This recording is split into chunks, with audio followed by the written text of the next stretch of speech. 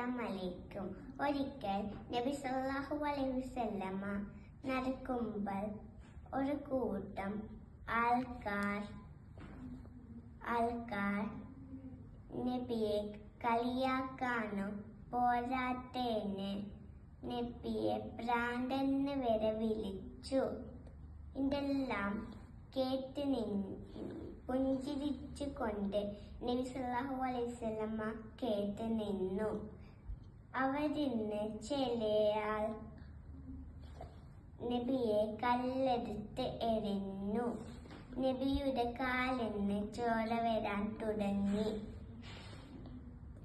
ജിബ്രീൽ അലൈഹിസ്സലാം നബിയോട് ചോദിച്ചു, ആയി കാണുന്ന വലിയ മല അവരുടെ മേലെ ഞാൻ മറിക്കട്ടെ?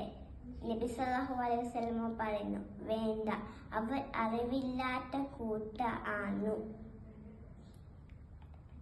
എത്ര നല്ല സ്വഭാവമാണ് നബിക്ക്. നമ്മളും ഇതേ കണിക്ക് ക്ഷമിക്കാനും സഹിക്കാനും പഠിക്കണം. അസ്സലാമു അലൈക്കും.